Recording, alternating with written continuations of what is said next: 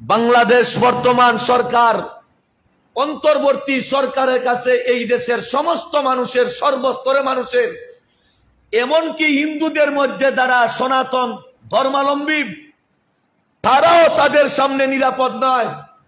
এই জন্য ইসকনকে এই দেশের মাটিতে নিষিদ্ধ করার জন্য এই দেশের সর্বস্তরের মানুষ বারবার দাবি করে আসছে।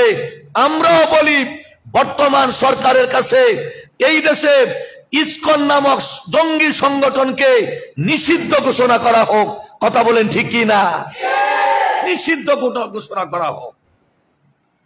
বর্তমান আপনারা জানেন, বর্তমান বাংলাদেশে অনেক অনাকাঙ্ক্ষিত ঘটনা ঘটতেছে, বিশেষ করে নারী ধর্ষণ, খুন খারাপি, বিভিন্ন ধরনের অপকর্ম আমাদের সমাজে বর্তমানে বিভিন্ন ধরনের অপকর্ম চলছে। ইতিমধ্যে আপনারা দেখেছেন বিগত 2-3 দিন পূর্বে, আজ থেকে 2-3 দিন পূর্বে ঢাকা টঙ্গীর এক ইমাম সাহেবকে এই দেশের একটা জঙ্গি সংগঠন, হিন্দুদের যেই সংগঠনকে বলা, সংগঠনের নাম হলো ইসকন। কি নাম? ইসকন। আমি আপনাদের সামনে, আপনাদের অবশ্যই মনে থাকার কথা, বিগত জুম্মার পূর্বের জুম্মা একটা বিষয়ে কথা বলেছিলাম। ইমানদার মুসলমানের দুশ্মন হইল 3 দল। কথাটা আবার স্মরণ করা দেই। ইমানদার মুসলমানের দুশ্মন মানব জাতির মধ্যে কয় দল? 3 দল। কথাগুলো বলায় বুঝেন। 1 নম্বর ইহুদি, 2 নম্বর খ্রিস্টান, 3 নম্বর হিন্দু, যারা মুশরিক। আল্লাহ বলেছেন। কে বলেছেন? আল্লাহ বলেছেন। ইমানদার মুসলমানের 3 দল, দুশ্মনের মধ্যে 1 দল ইহুদি, আর 1 দল খ্রিস্টান, আর 1 দল মুশরিক। এই মুশরিকদের সম্পর্কে আমি বলেছিলাম, আল্লাহর জাত অথবা সিফাতের সঙ্গে যারা অংশীদার স্থাপন করে তাদেরকে মুশরিক বলা হয়। তাদেরকে কি বলা হয়? মুশরিক বলা হয়। মুশরিক বলা হয়। আল্লাহ পরিষ্কার ভাষায় আল্লাহ বলে দিয়েছেন, মুশরিক যারা আল্লাহর জাত অথবা সিফাতের সঙ্গে যারা অংশীদার করে, এরাও মুসলমানের দুশ্মন, ইমানদারের দুশ্মন। এই দুশ্মনদের দুশ্মনীর কয়েকটা চিত্র আমি আপনাদের সামনে তুলে ধরি। আপনারা শুনেছেন, দেখেছেন, টঙ্গীর এক ইমাম সাহেবকে বিগত 2-3 দিন পূর্বে ইসকনের সদস্যরা, ইসকন এমন একটা উগ্রবাদী সন্ত্রাসী সংগঠন, হিন্দুদের একটা সংগঠন, যেই সংগঠনের কাছে সাধারণ হিন্দুরাও জিম্মি। আমরা অনেকে মনে মনে ভাবি ইসলাম সর্বস্তরে মানুষকে নিরাপত্তা দেয়। আমি বিগত জুমায়ও আমি সিলেটে বয়ান করেছি, এর পূর্বেও আমাদের এখানে আমি বয়ান করেছি, ইসলাম সংখ্যালঘুদেরকে নিরাপত্তা দেয়, নির্যাতন করে না। বলেন, নিরাপত্তা দেয়, নির্যাতন করে না, নির্যাতন করে না। কিন্তু বর্তমান এমন একটা সন্ত্রাসী সংগঠন বাংলাদেশে আছে,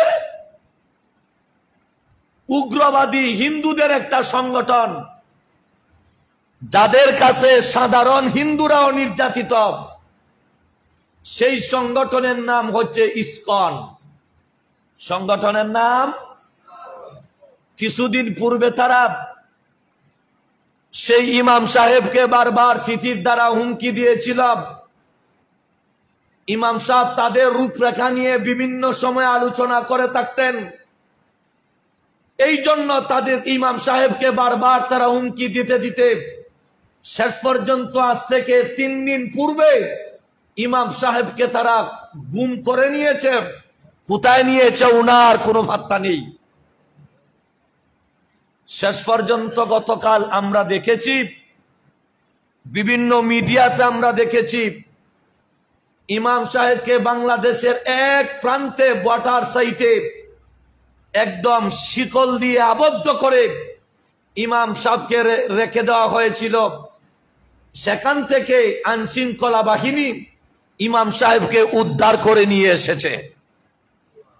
আমি আপনাদেরকে একটা কথাই বলতে চাই, তাইলে হিন্দুদের উগ্রবাদী সংগঠন, জঙ্গি সংগঠন, সন্ত্রাসী সংগঠন ইসকন, এটা আমাদের জন্য নয়, এই দেশের সর্বস্তরের মানুষের জন্য হুমকি এবং সর্বস্তরের মানুষের জন্য ক্ষতিকারক। কথা বলেন ঠিক কি না? আপনারা দেখেছেন বিগত কয়েক মাস পূর্বে চট্টগ্রামে অ্যাডভোকেট আলিফকে তারাই হত্যা করেছিল এই ইসকনের সদস্যরা। সারা বাংলাদেশে মিছিল মিটিং হয়েছে। বাংলাদেশ বর্তমান সরকার অন্তর্বর্তী সরকারের কাছে এই দেশের সমস্ত মানুষের, সর্বস্তরের মানুষের, এমনকি হিন্দুদের মধ্যে যারা সনাতন ধর্মাবলম্বী, তারাও তাদের সামনে নিরাপদ নয়। এই জন্য ইসকনকে এই দেশের মাটিতে নিষিদ্ধ করার জন্য এই দেশের সর্বস্তরের মানুষ বারবার দাবি করে আসছে। আমরাও বলি বর্তমান সরকারের কাছে এই দেশে ইসকন নামক জঙ্গি সংগঠনকে নিষিদ্ধ ঘোষণা করা হোক। কথা বলেন ঠিক কি না? নিষিদ্ধ ঘোষণা করা হোক। আপনারা দেখেছেন তাদের কর্মতৎপরতা। ইমাম সাহেবকে তারা ভারতে পাচার করার উদ্দেশ্য করেছিল। তাদের মূল উদ্দেশ্য ছিল তাদেরকে, ইমাম সাহেবকে ভারতে পাচার করা, কিন্তু পারে নাই। ইমাম সাহেবের হায়াত আছে, আল্লাহ পাক উনাকে যেভাবেই হোক, উনাকে আল্লাহ পাক রক্ষা করেছেন, আল্লাহ পাক সাহায্য করেছেন। এই হলো ইসকনের অবস্থা। আলিফ অ্যাডভোকেট ব্যারিস্টার আলিফ সাহেবকে হত্যা করেছে তারা। ইমাম সাহেবকে হত্যা করার ষড়যন্ত্র করেছিল। কিছুদিন পূর্বে ঢাকার গাজীপুরে এক মাদ্রাসার ছাত্রীকে তারা আটকিয়ে অপহরণ করে তারা গণধর্ষণ করেছে। নাউজুবিল্লাহ বলেন। তাদের মিশনটি তারা চালু করছে। তাদের মূল লক্ষ্য উদ্দেশ্য হলো এই দেশের মধ্যে একটা সাম্প্রদায়িক দাঙ্গা এই দেশের মধ্যে তৈরি করা। এটা ভারতের শিখানো, ভারতের শিখানো গুলাম। তারা ভারতের গুলাম, তারা ভারতের শিখানো পদ্ধতিতে কাজ করে যাচ্ছে, যাতে এই দেশের মধ্যে মানুষ শান্তিতে থাকতে পারে না। এই দেশের মধ্যে একটা সাম্প্রদায়িক দাঙ্গা তৈরি হয়। এই জন্য তারা টার্গেট করেছে এই দেশের মাদ্রাসা, মসজিদের ইমাম সাহেবকে, মাদ্রাসা বিশেষ করে মহিলা মাদ্রাসার ছাত্রীদেরকে অপহরণ করে তারা ভিন্ন সময় গণধর্ষণ করছে। নাউজুবিল্লাহ। তাদের মিশন আপনারা দেখেছেন। ইদানিং আপনারা দেখেন ফেসবুক খুলে যারা অনলাইনে, যারা ফেসবুকে থাকেন বা যারা অনলাইনে থাকেন, আপনারা ইদানিং লক্ষ্য করে দেখেন বিভিন্ন জায়গায় হিন্দু যুবক আর মুসলমান যুবতীদের মধ্যে প্রেম। দেখুননি আপনারা বা শুনছেন? এইরকম শুনছেন আপনারা? অনলাইনে আপনারা দেখবেন, পত্রিকা খুলে আপনারা দেখবেন, এটা একটা গভীর ষড়যন্ত্র বাংলাদেশে শুরু হয়েছে। এরা টার্গেট করেছে মুসলমানদের মা বোনদের ইজ্জত হানি করা, তাদের মান সম্মান নষ্ট করা, তাদের ইজ্জত হানি করা, মুসলমান এবং হিন্দুদের মধ্যে একটা সাম্প্রদায়িক দাঙ্গা তৈরি করা। আপনারা লক্ষ্য করে দেখেন, তারা বিভিন্ন সময় মুসলমান মেয়েদেরকে বিভিন্নভাবে তাদেরকে লোভ দেখাচ্ছে। আমরা মুসলমান হয়ে যাব যদি তুমি আমার সঙ্গে প্রেম ভালোবাসা করো, আমরা মুসলমান হয়ে যাব, তোমাকে তোমাকে ছাড়া আমার স্বাভাবিক জীবন কঠিন হয়ে গেছে। এইভাবে মুসলমানদের সরল সহজ মেয়েদেরকে এইভাবে বিভিন্নভাবে লোভ দেখিয়ে তাদের সঙ্গে যৌন সম্পর্ক গড়ে তুলছে। উদ্দেশ্য কি? টার্গেটটা কিন্তু ভালো নয়।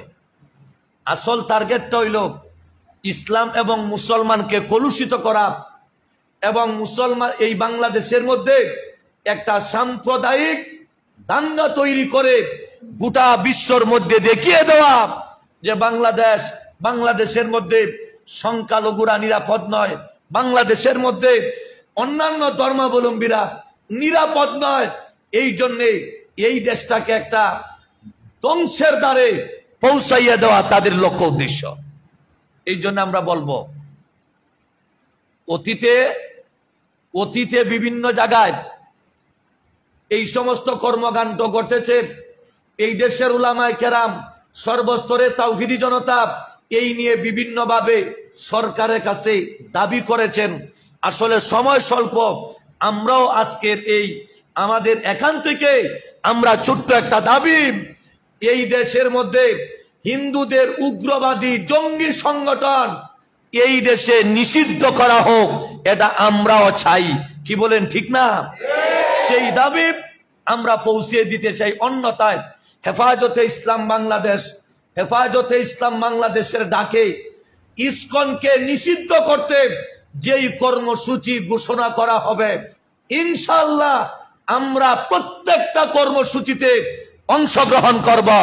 অংশগ্রহণ করব। যদি নিষিদ্ধ না হয় তাহলে হেফাজতে ইসলাম তথা উলামায়ে কেরাম যেই আন্দোলনের ডাক দেন ইসকনকে নিষিদ্ধ করতে যা যা করার প্রয়োজন, ইনশাআল্লাহ আমরা হেফাজতে ইসলামের ডাকে, তাদের ডাকে আমরাও সাড়া দিব ইনশাআল্লাহ। বেরাদরান ইসলাম, আসলে অনেক কথা, সব কথা বলাও যায় না বা সব কথা বলার সময়ও পাওয়া যায় না। এই জন্য আমরা দোয়া করি আল্লাহ পাক যেন এই দেশকে সকল প্রকারের হাঙ্গামা, সকল প্রকারের ষড়যন্ত্র থেকে এই প্রিয় মাতৃভূমিকে আল্লাহ যেন হেফাজতে রাখেন। সকলে বলুন আমিন।